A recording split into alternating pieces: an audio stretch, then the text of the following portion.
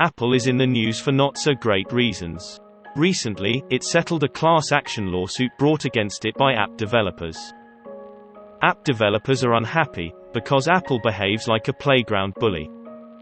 The lawsuit alleged that Apple held monopoly power over the distribution of iOS apps, and extracted excessive commissions from software developers. There is also a separate lawsuit against Apple by Epic Games, the makers of Fortnite, that is still doing the rounds of the courts. In this video, we'll talk about why app developers like Epic Games have chosen to file such cases now, in the last few months. The short answer is investors. But let's talk about it. One way to make money is by offering a solid product, and creating an enticing and desirable brand around it. Apple is very good at it. Probably better than any other company. And they can do it at an enormous scale. They make and sell their products in large numbers, and have created a stonking brand. They have done this successfully for long periods of time. However, that is only part of the story. The other part is extracting an arm and a leg for that solid product and desirable brand. Which is to say that their products and services are expensive. At least, they are not cheap. Are they good value? That is a harder question to answer. The fact that they are good at extracting value reflects in their eye-watering profitability.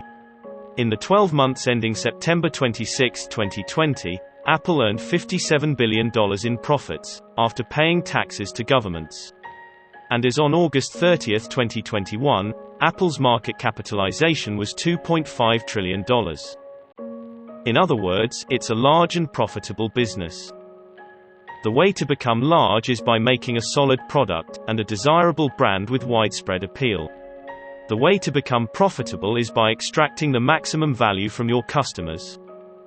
And because Apple has been extracting such tremendous amounts of value from its customers, they can sometimes have a love-hate relationship.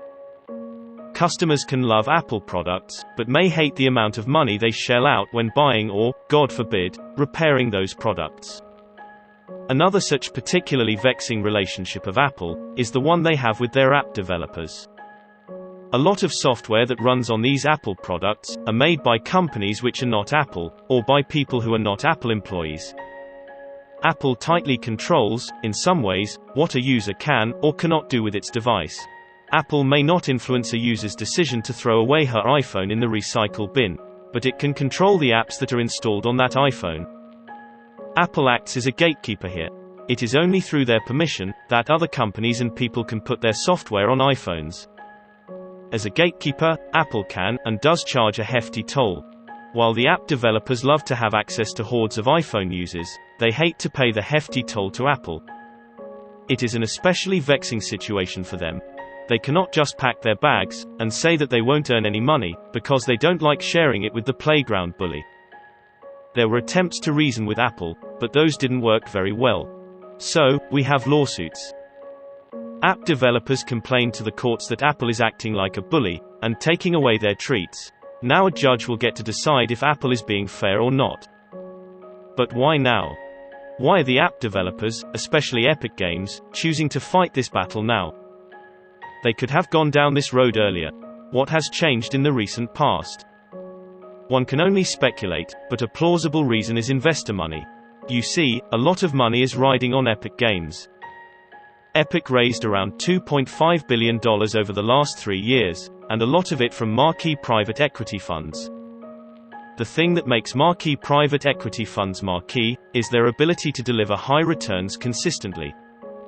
In pursuit of returns, they explore all options available to them, including lawsuits, if needed. So we have Epic openly challenging the playground bully. To be clear, this is a fight of Goliaths. There is no David here. This is not a big bad corporate behemoth versus the little pugnacious developer. No, these are two companies with deep pockets and expensive lawyers, slugging it out in the courts. Will the outcome be significant and earth-shattering?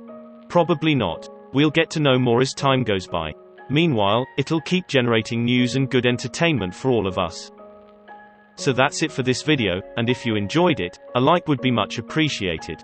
Please consider subscribing too, and I'll see you in the next video.